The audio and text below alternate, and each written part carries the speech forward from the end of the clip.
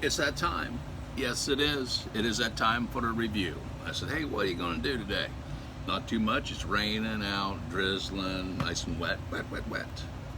And you know how it is when it's wet, when it comes to black powder. It can be frustrating on a good dry day sometimes. So we thought, why go out and frustrate ourselves? Let's do a review, a quick review. And here it is. The review of the Heavy Dragoon pistol. It's the Heavy Dragoon. Yeah, the Heavy Dragoon. It's very nice, huh? Except for it should be more of a British accent because it's from Britain. It's the Heavy Dragoon. We're going to compare it to the Light Dragoon and take a look at both of them, right? Real quick. Check them out. They got the exact same bore. It's about 20 gauge. So we'll position them here nicely, and then we'll be able to take a look at them. The some differences in them, that's for sure. And we'll take our old camera around and take a look-see here. So we start about the butt plate, and it's difficult for me to see exactly where my camera is shooting, but hopefully you can see them okay. The ramrods look pretty much the same. The Heavy Dragoon is a little longer barrel. You've got the crown here and towers. This one here is plain, it doesn't have anything on it. You got the butt plate that goes on up into the handle, and this one here is right there. On the bottom, the trigger areas a little bit different. There's some differences in them.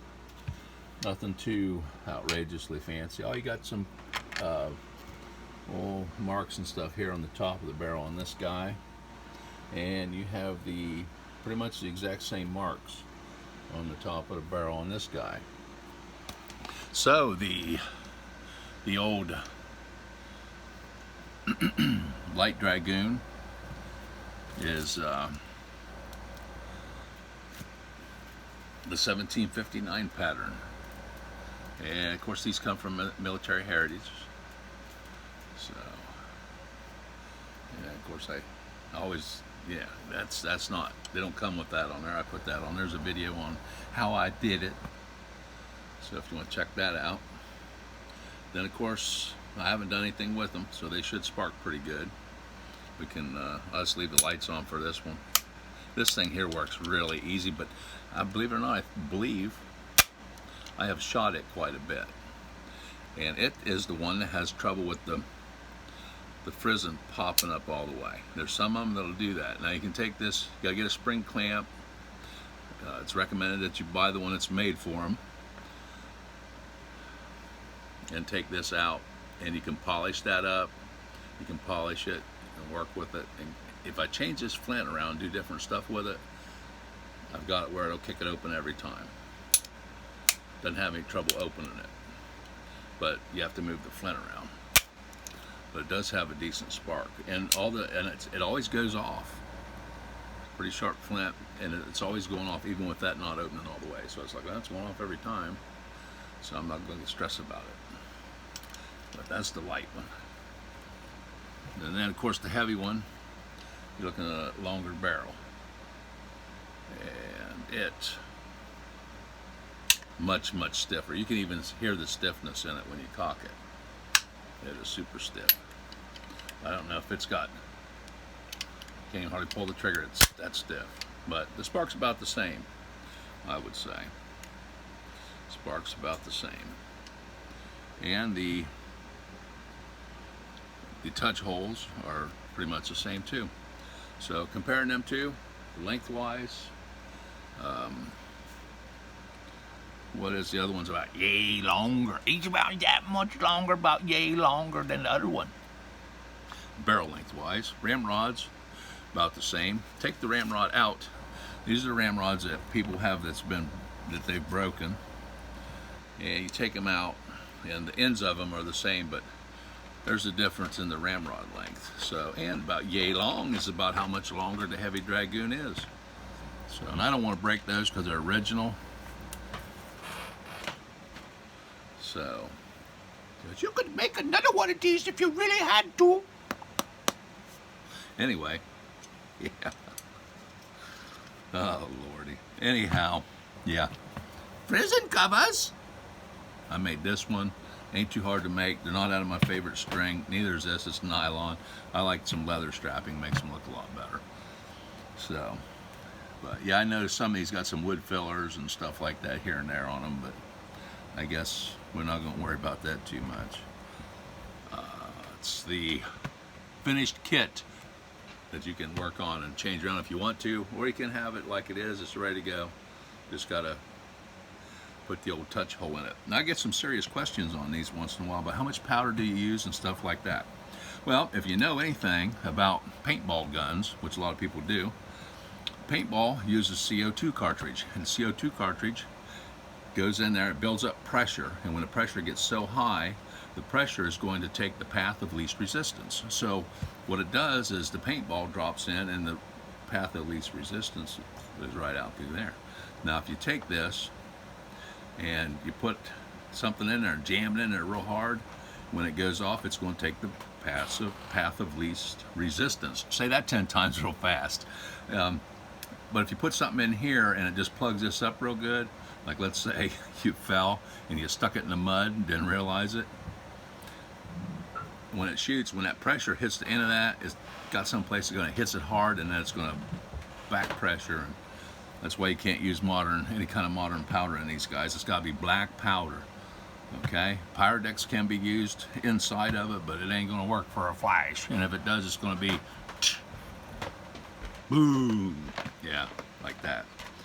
So, but yeah, and typically in one of these, I'd say a good charge for them could be anywhere from I like 30 grains basically, but between 20 and 40, somewhere in there, no more than 40. 40 is way more than enough. And if you're plugging that barrel super tight with a patch and ball, and you make sure you get it down on top of that powder real tight and firm, 30 grains is a plenty, in my opinion. Now, I guess it depends on how far you're shooting and stuff like that, but the harder you pack that down and everything, the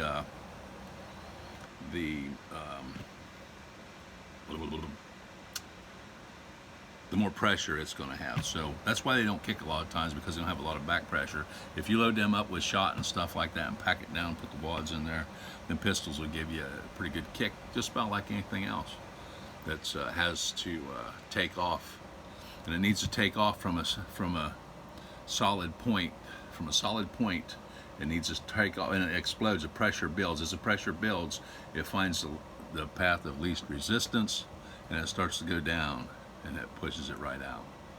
So if you plug this up and you get the pressure, it's going to come down. When it hits that, it's going to suddenly stop the pressure, and the pressure is going to have to go somewhere, and it may clear it in the barrel, or it may just split the whole barrel out. I don't know how you split one of these out, but I'm sure you could do it. So I wouldn't recommend it. All the triggers and stuff on these are pretty much the same. So, but yep, we like those. I thought I'd compare them two together and see exactly how they compared. Take the camera real quick, go over them again, take a look at them with the comparison. And that's on the lock side, and then turn them over, and you can look at the other side real quick. Hopefully I held the camera good enough so that you could see it. But those two are there. I think the shorter one is probably a favorite of mine to shoot, because when I get ready to go out and shoot, I seem to want to grab it all the time. Now my son, he got those, and yeah, I like them. They're nice. He picked those up. I probably would have picked them, maybe tried to pick them up sooner or later, but I didn't pick them up. He did. So give him thank you, son. Appreciate letting me have your Flintlocks to play with. Okay, so I keep them clean. I take care of them. If I shoot them, I clean them. Cleaning becomes the funnest part. You got these two screws to take out here. That lets your lock come loose. There's not really much to it. I have steaming, piping hot water. I have air tank, because I take mine, and when I get done washing them real good, and I take the hose and stick it in the barrel and turn the touch hole into a little teeny fountain, and water sprays up. Eventually, when I get her all clean, there'll be some oil spraying up. And I take the air hose over there and dry them all up and everything, and make sure I get in behind where this hammer is right here, this cock. You want to make sure you get in behind that after you get them wet with your air, and dry them out back in there real good. And I'll even take some WD-40 and stuff and put in there and kind of pump it up so that I can get some stuff back in behind there, because eventually it's probably going to rust if it doesn't have some lube to keep it nice and functionable. So yeah, and what's it says, like Georgia Rex on the top of the barrel, and it's got the crown and all that, and all the little marks they put on them. So, but it's a nice, I like the handle on this one real well. I think the handle's curved more than this is. This is a straighter handle, and it's not nearly as comfortable to grip. This one just got like the grip. So, and it's the English Flintlock Dragoon pistol is the big one, and the British light Dragoon Calvary pistol from 1759 pattern is a smaller one. So, but those are fun to play with. I gotta get out and crack some of them off. I had some trouble with my elbow. It seems to be getting better. So that's all good news. I'm looking around to see if there's something else I wanted to throw in here real fast. But yeah, I would recommend 30 grains of powder is a plenty for those.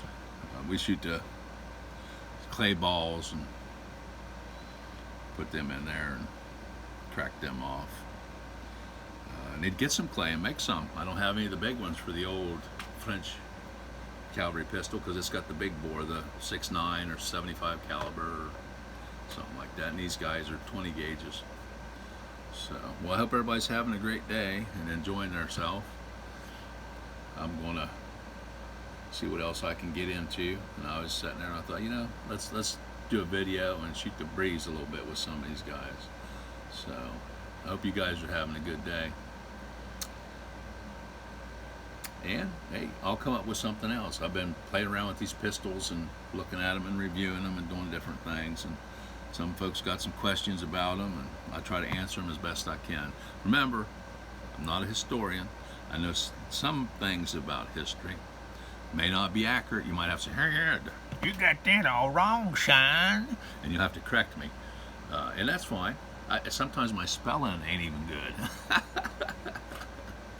So, hey, you know, that's how it goes. Oh, I don't know how to spell. You can't spell. What's an easy word to spell? Like pool. How you spell pool? Oh, P-O-U-L. That ain't right. You're talking about pool like in swimming pool, like P-O-O-L? No, I was talking like pool. Oh, that's P-U-L-L. Oh, you pulled a fast one, did ya? How you spell that? Sure ain't P-O-O-L. You pulled, P-O-O-L, a fast one. No, that's probably P-U-L-L. Pulled a fast one, right? Okay, well, hey, what can we say? Time to say, you could say goodbye and get off of the tag-on video. That's what you could do. I could do that. Why don't you? I'm tired of looking at your face. Oh, those kind of commenters, hey? Well, hey, what can I say? Okay, well, hey, if you got any ideas or anything, leave a comment below. You want to see something, fire it up, and I'll try to throw something at you about it. I know everybody likes to see the shooting. Go out there and load her up and get her ready and, you know, take a shot and then shoot the breeze a little bit, and talk. And sometimes it's your brain. You know, hey, did I put the powder in there? Oh, I hope so. Don't want to dry ball it. There was somebody come up with talking about if you couldn't get any lead, you could shoot marbles.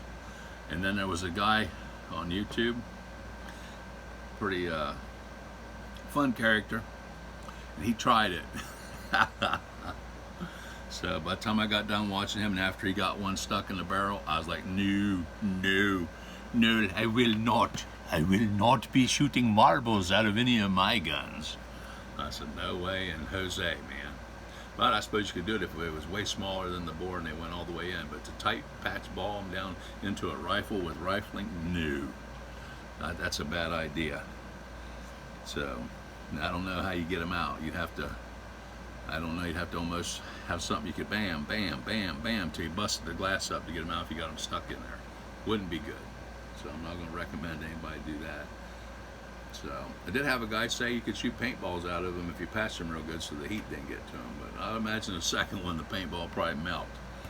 Might get away with one, but I don't know. I hadn't tried it. So if you've shot some paintballs out of these or something, yeah, it'd be interesting to know what your success rate was or how it worked out for you. That might be interesting. But yeah, we just do, well, you know, I don't really have, I got some lead to mold, but I ain't never got busy doing it. So I just started using the lead molds for clay balls.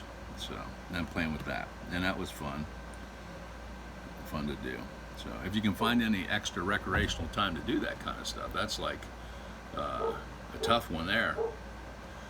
Just isn't enough time in the day to do a whole lot sometimes. But, okay, so hey, I'm gonna sign off. Been on here for plenty of time, 16 whole minutes and then some. Time for me to get busy and do something else and go see why the dog is barking, because he's up there barking at something. So could be a squirrel, who knows, I don't know. So everybody take it easy. Nice talking with you. Appreciate you watching the video.